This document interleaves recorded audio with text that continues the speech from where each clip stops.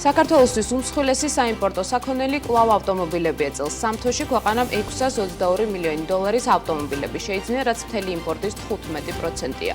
ამ და სხვა თემებზე რამდენიმე წუთში გეყვებით. საქართველოდან ღვინის ექსპორტი 40%-ით შემცირდა. საექსპორტო ბაზრებზე წელს თითქმის 50 მილიონი დოლარის ღვინო გავიდა. მათ შორის რუსეთში ექსპორტი 2,3-ჯერ არის შემცირებული.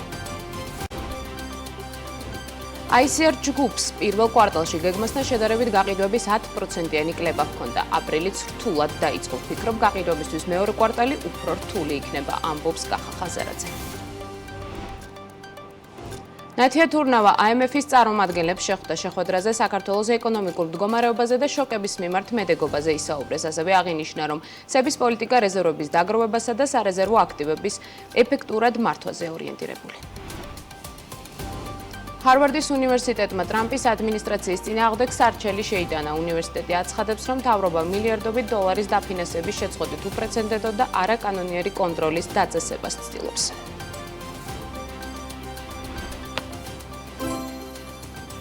მოგესალმებით, ეს საქმის კურსია დღის მთავარ ბიზნეს და ეკონომიკურ ამბებს მე ჟურნალისტი ანუკა ჯოხაძე გაგაცნობთ. ღვინის ექსპორტში რუსეთის წილი 55.3%-მდე შემცირდა, ევროკავშირის წილი კი ზრდის მიუხედავად კვლავ მცირეა. საქსტატის მონაცემებით 2025 წლის იანვარ-მარტში საქართველოს $1.4 მილიონიან ექსპორტში ყურძნის ნატურალური ღვინოების წილი წლიურად 3.6%-მდე შემცირდა. ამ პერიოდში ადგილობრივი წარმოების ღვინის გაყიდვით მიღებული შემოსავალი ქვეყანას 40.4%-ით 49.821.000 დოლარამდე შეუმცირდა. წლის აღნიშნულ პერიოდში საქართველოდან საზღვრებს გარეთ სულ 16 მილიონ ლიტრზე მეტი ღვინო გაიყიდა.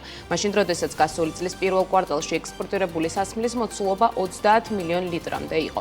ოფიციალური სტატისტიკის მიხედვით ექსპორტი უმსხვილეს სასაქონლო ჯგუფების რეიტინგში ღვინო მეოთხე ადგილი დაიკავა. პირველი კვარტლის მონაცემებით ღვინის ექსპორტში კლება პანდემიური 2021 წლის შემდეგ არ გვქონია. შემცირება კი ქართული ღვინის უმსხვილეს სარეალიზაციო ბაზარზე.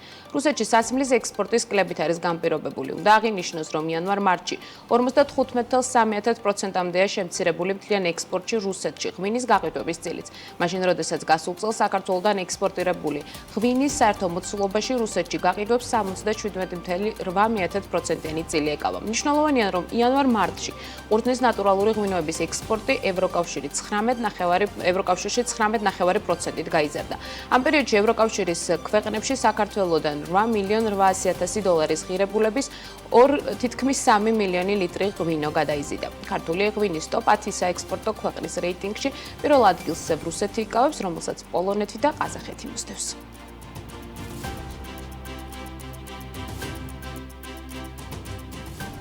2025 წლის იანვარ-მარტში საქართველოში საგარეო სავაჭრო ბრუნვამ 5,618,000,000 ამერიკული დოლარი შეადგინა, რაც წინა წლის შესაბამის პერიოდთან შედარებით 16.1%-ით მეტია. აქედან ექსპორტი $1,400,000,000 ამერიკულ დოლარს შეადგენს, ამ შემთხვევაში ზრდა 5.7%-ია, ხოლო იმპორტი $4,200,000,000 ამერიკულ დოლარს შეადგენს, იმპორტის ზრდა ამ შემთხვევაში 20.1%-ია.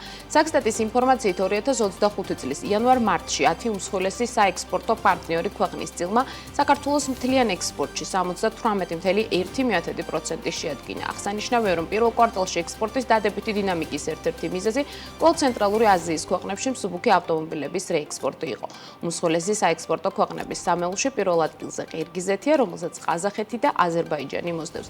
რაც შეეხება საექსპორტო პროდუქციას, 2025 წლის იანვარ-მარტში სასაქონლო ჯგუფებიდან საექსპორტო ათეულში პირველი ადგილი მსუბუქმა ავტომობილებმა დაიკავა 500,700,000 მილიონი ამერიკული დოლარით, რაც მთელი ექსპორტის 35.7% იყო. მეორე ადგილს იკავებს სპირტიანი სასმელები 54,700,000 ამერიკული დოლარით, ხოლო მესამე ადგილზეა ძვირფასი ლითონები, მადნები და კონცენტრატები 53 მილიონი ამერიკული დოლარით.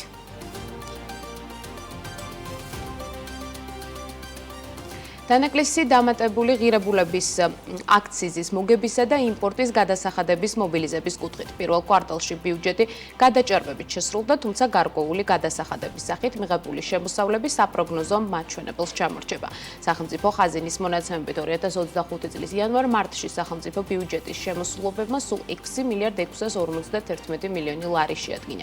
მათ შორის სახელმწიფო ბიუჯეტის შემოსავლებმა 5,7 მილიონი ლარი შეადგინა, რაც პირველი კვარტლის საპროგნოზო მოცულობის 102%-ია. და შემოსავლო გადასახადის სახით ბიუჯეტში მობილიზებული იყო 1,873 მილიონი ლარი, რაც გეგმის 101,3%-ია. ასევე 261% შესრულდა სხვა გადასახადების სახით მიღებული შემოსავლები, რაც ჯამში 339,559,000 ლარს შეადგენდა.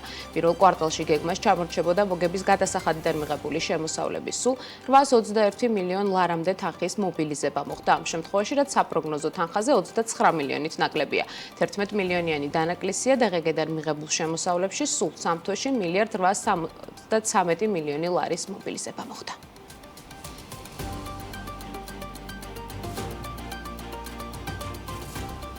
ფინანსთა სამინისტროს დავების განხილვის საბჭოში საჩივრების რაოდენობა შემცირდა. გასულ წელს ბიზნესმა საბჭოში 2547 საჩივარი წარადგინა, რაც 2021 წლიდან ყველაზე დაბალი მაჩვენებელია. 2024 წელს შემოსავლების სამსახურს კერძო სექტორი 1,199,000 ლარის გადასახადზე ედავებოდა. საბჭოს ანგარიშით მიღებული გადაწყვეტილებებით სრულად ან ნაწილობრივ დაკმაყოფილდა 625 საჩივარი, 1500 მომჩივანს უარი ეთქვა, ხოლო 231 საჩივარი განუხილველი დარჩა მომჩივნის მიერ სხვადასხვა პროცედურული მოთხოვნის დარღვევის ან დავის შეწყვეტის გამო.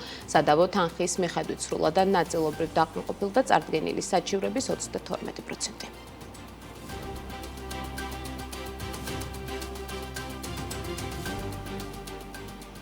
იანვარ-მარტში საქართველოს დერეფანში ტრანზიტული ტრაილერების რაოდენობა 5%-ით შემცირდა. სახელმწიფო ხაზინის მონაცემებით წელს პირველ კვარტალში საქართველოს გზით სარგებლობიდან 39 მილიონ ლარზე მეტი შემოსავალი მიიღო. 2,1 მილიონით ნაკლები 2024 წლის პირველ კვარტალთან შედარებით, რაც იმას ნიშნავს, რომ თუ შარშან 117,000-ზე მეტმა ტრაილერმა გაიარა, წელს მათი რაოდენობა 6,159 ერთეულით შემცირდა.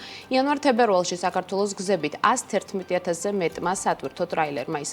აღსანიშნავია ისიც, რომ მხოლოდ მარტში ტრაილერების გატარებიდან ბიუჯეტში 14,556,000-ზე მეტი ლარი შევიდა. ეს იმას ნიშნავს, რომ მარტში საქართველოს გზებით 41,561 სატრანზიტო ტრაილერმა ისარგებლა. უშუალოდ მარტში კი ტრაილერების გატარებით მიღებული შემოსავლები მცირედით არის გაზრდილი.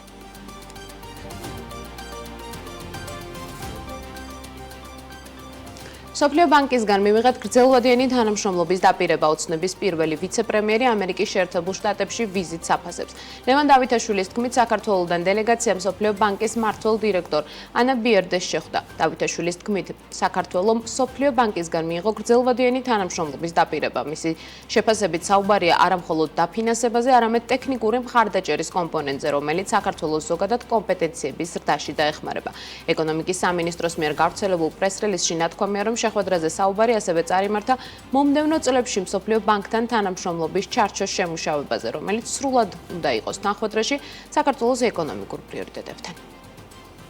განვითარების ამ ეტაპზე ჩვენ საუბრობთ უკვე ისეთი საინტერესო პროექტების ერთობლივად განხორციელებაზე, რომელსაც დიდი მნიშვნელობა აქვს ქვეყნის სამომავლოდ განვითარებისთვის და ცვლილებისთვის. ეს არის ძალიან მნიშვნელოვანი სტრატეგიული პროექტები, როგორც არის წყალქვეშა დამაკავშირებელი მაღალი ძაბვის კაბელი ევროპასთან. ეს არის ინტერნეტიზაციის პროგრამა საქართველოს მასშტაბით, რომელსაც რა თქმა უნდა ტრანსფორმაციული ეფექტები აქვს ზოგადად ქვეყნის გრძელვადიანი კონკურენტუნარიანობის ამაღლების კუთხით. ჩვენ ვისაუბრეთ საქართველოს მიმდინარე ეკონომიკურ მდგომარეობაზე, იმ მაკროპარამეტრებზე, რომელიც საშუალებას აძლევს ქვეყანას, რომ იყოს მსოფლიო ბანკისთვის საინტერესო პარტნიორი და ჩვენ მივიღეთ გრძელვადიანი თანამშრომლობის დაპირება მსოფლიო ბანკისგან. საქმის კურსით 13 საათსა და 40 წუთზე ამით დასრულებულია განახლებული ინფორმაციით 15 საათსა და 30 წუთზე BMG TV-ზე, ხოლო 17 საათსა და 40 წუთზე TV პირველს დაგიბრუნდებით.